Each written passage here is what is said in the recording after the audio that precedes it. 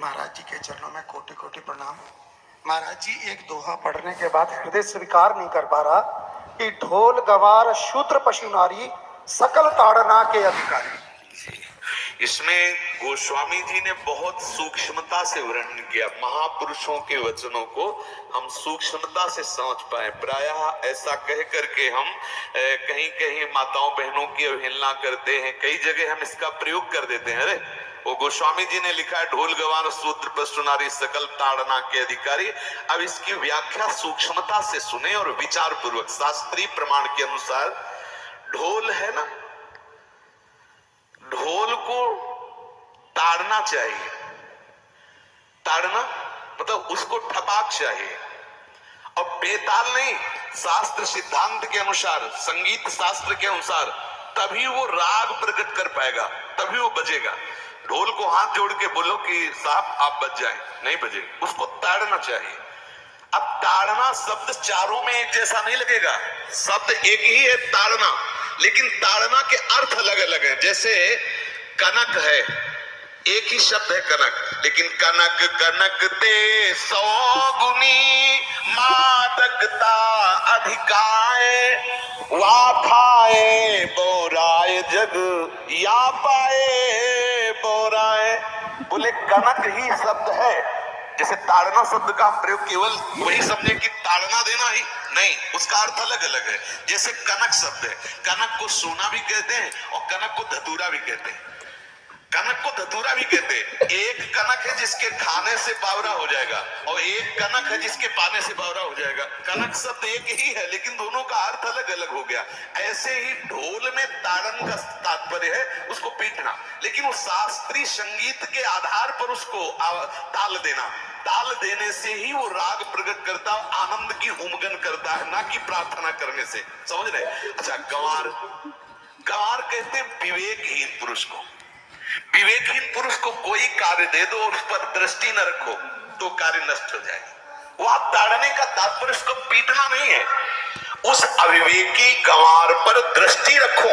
जो आपने कार्य सौंपा है, जो भी कार्य उसका है, उस अविवेकी पर दृष्टि रखना ताड़ना हुआ। उस पर दृष्टि रखो, क्योंकि वो अविवेकी गंवार है, वो कार्य प्रणाली ठीक जानता नहीं। आप जहां त्रुटि होता संभाल लेना तो वो संभल जाए, क्योंकि वो गंवार है। और शूद्र, शूद्र का तात्पर्य होता शूद्र। वैसे जो वर्ण व्यवस्था में शूद्र का प्रादुर्भाव सबसे श्रेष्ठ जगह से प्रादुर्भाव है। वर्णन आता है ब्राह्मणोष मुखमाशी बाहु राजन्य कृतः उरुदतस जत वैश्या पदभ्याग्रम शूद्रो जायत। भगवान के श्री चरणों की ही वंदना होती है प्राय। आपने देखा सबके श्री चरणों की, और शूद्रों का प्रादुर्भाव श्री चरणों से हुआ है।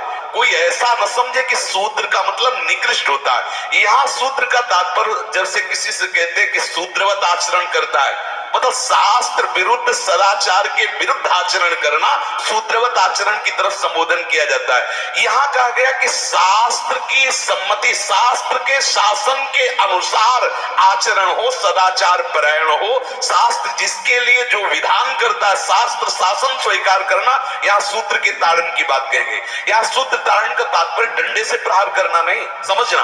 और जो चौथा कहा गया नारी, अगर स्त्री को हम ये कहें कि ताड़न से ही वो केवल काबू में रहती है, तो राष्ट्र में अपने प्रसिद्ध लक्ष्मीबाई जैसी कोई सामर्थ्यशाली वीरांगना, कोई वीरों सामने बड़े बड़े वीरों के दांत खट्टे कर दे, ऐसी बहादुर सिंहिनी हुई, अंग्रेजों के दांत खट्टे कर दे। अगर कोई समझे कि नारी केवल ताड़ने के लिए है तो उसकी मूर्खता है। पुरुष और नारी का समान प्रादुर्भाव हुआ है। भगवान ब्रह्मा के श्री अंग से दाहिनी तरफ से महाराज मनु और बाई तरफ से उनकी पत्नी उनका प्रादुर्भाव हुआ शतरूपा।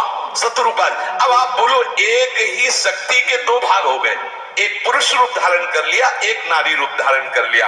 अब यहाँ विचार जो है कि उस नारी के ऊपर ताड़न शब्द का क्या प्रयोग है।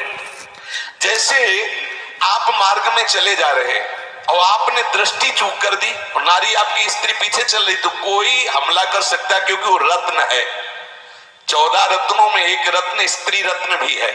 स्त्री को रत्न कहा गया है। भगवान श्री राम जब वनवास में जा रहे हैं तो सिया जी को आगे नाव में जब चढ़ाना होता तो पहले सिया जी को चढ़ा, सीए चढ़ाई चढ़े रघुराई, पहले आगे। दृष्टि रखो, दृष्टि चूक गई तो रत्न है। यहां दृष्टि रखना, शासन मतलब उसको पिटाई करना नहीं कि जैसे ढोल को पीटा जाता है ऐसे स्त्री को पीटा जाए, शूद्र को पीटा जाए तो गंवार को, ये व्याख्या नहीं है, ये मूर्खता है, इसे व्याख्या नहीं कहते। जैसे कनक शब्द के कई अर्थ होते हैं, ऐसे ही ताड़न शब्द का यहाँ अलग अलग प्रयोग है। स्त्री के ऊपर दृष्टि रखो। किस भाव की दृष्टि रखे? क्योंकि वो हमारे यहाँ रत्न की तरह है, कहीं कोई ऐसा ना हो कि कुदृष्टि वाला कोई उस पर हमला कर दे। आप पाणी ग्रहण संस्कार में रक्षा का भी सूत्र बताया जाता है कि आपको अभी ये समर्पित है, आप इसकी रक्षा करें। हमारे शास्त्रीय सिद्धांत में देखो, कभी भी स्त्री को अकेला छोड़ने का सिद्धांत नहीं पाया गया। अगर शास्त्रीय सिद्धांत, बच्ची है तो माता पिता के शासन, थोड़ी बड़ी हुई तो भाई आदि के बीच में, और बड़ी हुई तो पति के, और बड़ी हुई तो पुत्रों के, मतलब एक सानिध्य का एक दृष्टि रखी गई है कि यदि आप अपनी दृष्टि में रखेंगे तो उसका मंगल नहीं होगा, उसका हित नहीं होगा। ये जो जैसे मानो कोई सी स्त्री को अकेला कोई पा गया और कुमार्गामी वृत्ति वाला हुआ, तो आज जो घटनाएं सुनने को मिलती हैं, अगर हमारी दृष्टि हो उस पर तो ऐसा नहीं हो सकता। और दूसरी बात यह है कि स्त्री को बुद्धि स्वरूपा भी माना गया। भगवान से भीष्म जी कहते हैं, मैंने अपनी कुंवारी कन्या बुद्धि को, हमारी कुंवारी कन्या है बुद्धि, सदैव सुरक्षित रखा है, आज आपके चरणों में समर्पित करते। तो शास्त्र शासन के द्वारा बुद्धि को सदैव अपने अधीन रखो, कहीं बुद्धि कुमार्गामी ना हो जाए। यहाँ स्त्री के ताड़न का केवल एक सूत्र है कि आप उस पर दृष्टि बनाए रखें, कहीं स्त्री रत्न कहीं अपवित्र ना हो जाए, कहीं दूसरे का किसी तरह से कुमार्गामी लोगों का ऐसा कोई बर्ताव ना हो जाए, इसलिए सावधान। वहां उसको पीटने का शब्द नहीं है कि ढोल गवार शूद्र पशु नारी सकल ताड़ना के अधिकारी। ताड़ना का तात्पर्य वहां पीटना नहीं तो विद्वता में देखो तो एक से एक, साधुता में देखो तो एक से एक, वीरांगना देखो एक से एक, ऐसा नहीं कह सकते, क्योंकि जो सामर्थ्य पुरुष में वही सामर्थ्य भगवान ने स्त्री में भी दी, क्योंकि भगवान के ही दो रूप है, एक स्त्री और एक पुरुष, समझ रहे ना। तो इसमें एक ताड़न शब्द का कई अर्थ होता है। भगवान की साक्षात शक्ति स्त्री है। अगर कोई इस भाव से देखे कि स्त्री तो केवल ताड़ना मतलब केवल गाली दे के बात करना, ऐसा नहीं। जिस घर में स्त्री का अपमान होता है उस घर का नाश हो जाता है, निश्चित हो जाता है। आप देखिए, रावण का सत्यानाश हो गया जगदम्बा सीता के प्रति, दुर्योधन का सत्यानाश हो गया द्रौपदी के प्रति।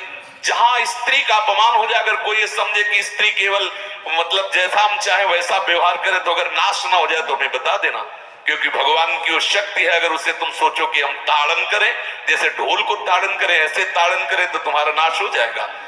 बिल्कुल सच्ची बात समझ लीजिए। केवल वहां दृष्टि रखने की बात कही गई है, आपका अधिकार है, आप उसकी सुरक्षा व्यवस्था में रहे।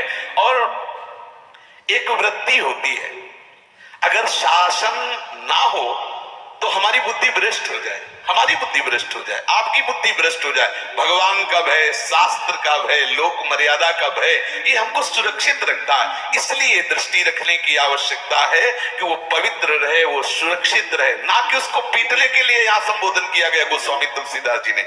इसलिए सावधानी पूर्वक अपनी वृत्ति को पावन रखते हुए महापुरुषों के वचनों को समझने की चेष्टा की जाए। गोस्वामी जी ने जो यहाँ कहा, ढोल गवार शूद्र पशु नारी सकल ताड़ना के अधिकारी, तो ताड़ना का अलग अर्थ है, अलग अलग।